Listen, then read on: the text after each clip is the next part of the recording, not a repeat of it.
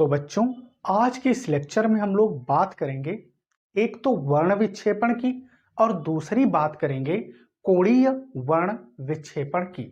तो बच्चा, जैसा कि हम जानते हैं क्लास 10th से ही कि सूर्य के प्रकाश में अनेकों रंगों के प्रकाश का मिश्रण है और जब कोई सूर्य की या सीधे कहो जब कोई श्वेत प्रकाश किरण कहां किसी प्रिज्म पर गिरती है या बच्चा हम क्या कह सकते हैं आपतित होती है, फॉल करती है, तो गिरने पर होता क्या है, प्रिज्म से अपवर्तित होते हुए अपने घटक के अनेकों रंगों में विभक्त हो जाती है, यानी कि इस पे टूट जाती है, उसके पार्टीशन हो जाते हैं। और बस इसी फेनामेना को हम लोग क्या कहते हैं, इसी फेनामेना को लाल हम लोग कहते हैं वर्ण विक्षेपण। तो वर्ण विक्षेपण क्या हुआ, हमने कहा कि जब कोई श्वेत प्रकाश किरण किसी प्रिज्म पर गिरती है, उसके बाद में क्या अपवर्तित होते हुए अपने घटकों के अलग अलग कलरों में क्या हो जाती है, विभक्त हो जाती है। इस फेनामिना को हम लोग लाल क्या कहते हैं, वर्ण विक्षेपण कहते हैं। जैसे कि आप देख रहे हैं, हमने ये क्या ले रखा है, ये हमारा जो है RPQ या PQR, ये क्या है, एक प्रिज्म है। और इस प्रिज्म के ऊपर हमने क्या की है, कोई श्वेत प्रकाश किरण को डाला है या कहो गिराया है, कहो आपतित हुई है, और उसके बाद में अपवर्तित होते हुए फिर क्या हुआ है, विभिन्न प्रकार के कलरों में, देखो लाल, पीला और बैंगनी, इनमें क्या हुई है, ये टूट गई है। इसी घटना को लाल मेरा हम लोग क्या कहते हैं, इसी घटना को हम लोग वर्ण विक्षेपण कहते हैं। यही हमने डेफिनेशन में लिखा है। तो क्या लिखा है, देखो कि जब सूर्य की श्वेत प्रकाश किरण प्रिज्म पर आपतित होती है, तो देखो ये श्वेत प्रकाश किरण क्या हुई, प्रिज्म पर आपतित हुई, तो प्रिज्म से अपवर्तित होते हुए अब क्या हुई, तो हम जानते हैं क्योंकि बच्चा इधर है वायु और प्रिज्म किसका बना है, प्रिज्म है कांच का, तो ये क्या है, तुम्हारा कांच है, यानी कि ये हो गया तुम्हारा क्या, विरल माध्यम, और इधर क्या हो गया, ये कांच वाला सघन माध्यम। विरल से सघन में जाएगी तो क्या हो गई, अपवर्तित हो गई। अब अपवर्तित होते हुए अपने घटक रंगों की अनेक प्रकाश किरणों में क्या हो जाती है, विभाजित हो जाती है। बस इसी घटना को क्या कहते हैं, प्रकाश का वर्ण विक्षेपण कहते हैं। अब इसके बाद में अगर यहां पर हम देखें कि एंगल ऑफ डेविएशन कितना है इन रंगों के बीच, तो एक बात तो हम लाल जानते हैं कि जो हमने ये प्रकाश किरण, देखिए हम यहां पर आपको दिखा रहे हैं, ये प्रिज्म है, प्रिज्म पर हमने प्रकाश किरण कुछ इस प्रकार डाली। अगर ये प्रिज्म न होता तो ये प्रकाश किरण सीधे कैसे जाती, ऐसे, लेकिन प्रिज्म था तो ये क्या हुई, प्रकाश किरण अपवर्तित होकर विभिन्न घटकों के कलरों में बच्चा क्या हो गई, आपने देखा ये टूट गई। यानी कि अगर हम देखें तो यहां पर ये लाल रंग बना, यानी कि रेड बना, और इधर क्या बना, येलो बना, और इधर क्या बना, बैंगनी, यानी कि वायलेट बना। तो अगर देखें तो इसका पाथ होना चाहिए ऐसे, लेकिन हो कैसे गया, वायलेट का इधर, तो इन दोनों के बीच का जो एंगल है ये किसका होगा, वायलेट के लिए डेविएशन एंगल होगा, अपने पाथ से इतना भटका, यानी कि कितना भटका बच्चा, ये भटका डेल्टा V, यानी कि बैंगनी कलर के लिए वायलेट। इधर से ऐसे ही आप देखेंगे रेड कलर के लिए क्या है, डेल्टा R, और पीले कलर के लिए डेविएशन एंगल क्या है, डेल्टा Y। तो ये बच्चा क्या है, डेविएशन एंगल है। अब इसके बाद में हम लोग बात करेंगे कोणीय वर्ण विक्षेपण क्या होता है।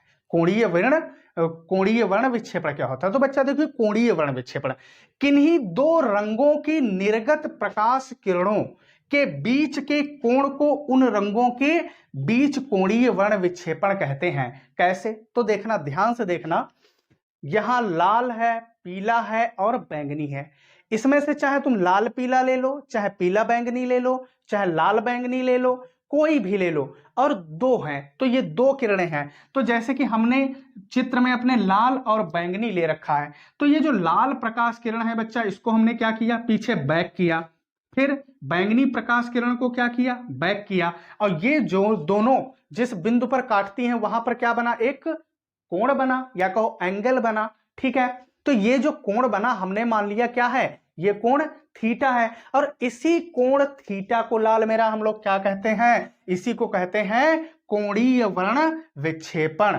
इसको किससे प्रदर्शित करते हैं, थीटा से। तो वही तो हमने लिख रखा है, क्या हमने कहा, चाहे लाल पीला लो, चाहे लाल बैंगनी लो, चाहे पीला लाल लो, तो किन्हीं दो, क्या लिखा है कि किन्हीं दो रंगों की निर्गत प्रकाश किरणों के बीच के कोण को। तो ये जो किन्हीं दो रंगों, तो हमने कौन सी, लाल बैंगनी ली, और बैंगनी और लाल रंगों की जो निर्गत किरणें हैं इनका हमने बैक किया तो हमें एक कोण मिला।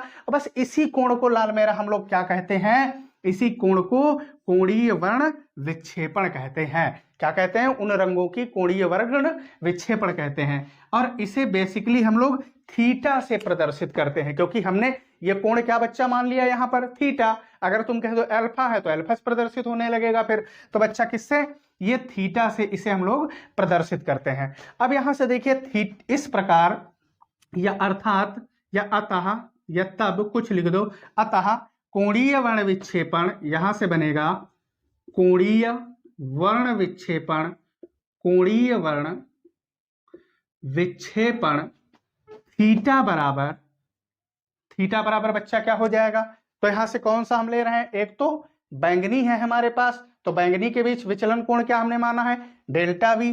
तो थीटा बराबर क्या हो जाएगा, डेल्टा वी माइनस कौन सा लिया है हमने, रेड लिया है, तो रेड का क्या है विचलन कोण, डेल्टा आर।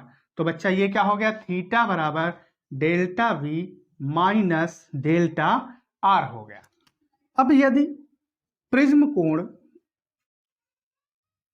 कोण बच्चा क्या हो, प्रिज्म कोण ए तथा इन रंगों के लिए पदार्थ के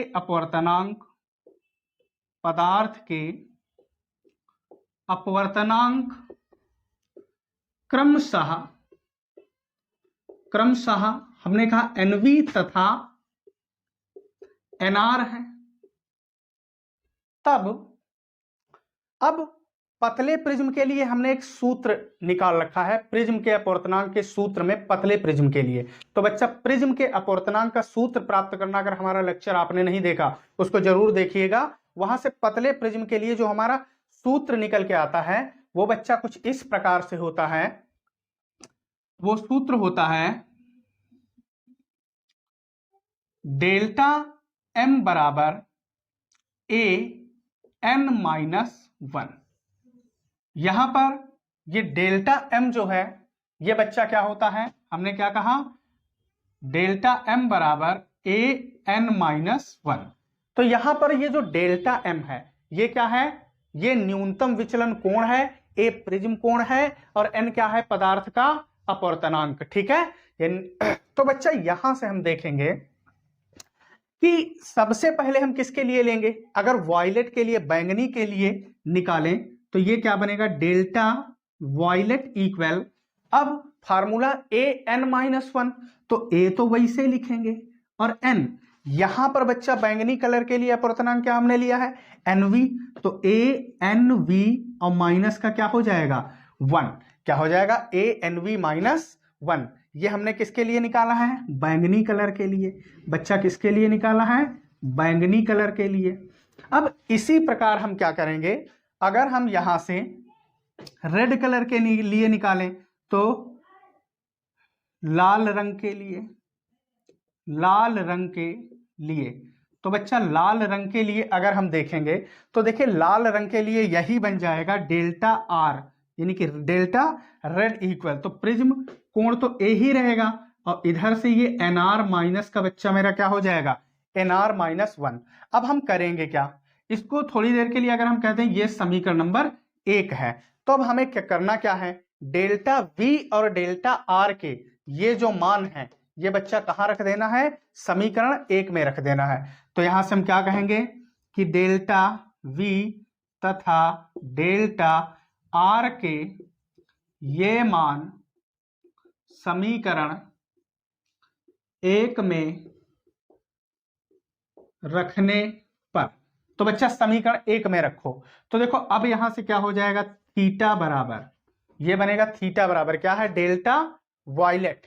तो वायलेट के लिए देखो हमने कितना निकाल रखा है, A N V minus one, A N V minus one. उसके बाद में minus delta R, delta R क्या है, A N R minus one. तो यहीं से ये बनेगा, देखिए थीटा बराबर, गुणा अंदर कराओ ए से, तो A N V minus one और माइनस ए एन आर और माइनस माइनस प्लस का बच्चा क्या हो जाएगा, एक कन ए। ठीक है, इधर से एक कन ए था, ये बच्चा था ए, ये माइनस का ए और ये प्लस का ए क्या हो जाएगा, कैंसिल हो जाएगा। अब यहां से आप देखें बचा क्या, यही बचा कोणीय वर्ण विक्षेपण थीटा बराबर।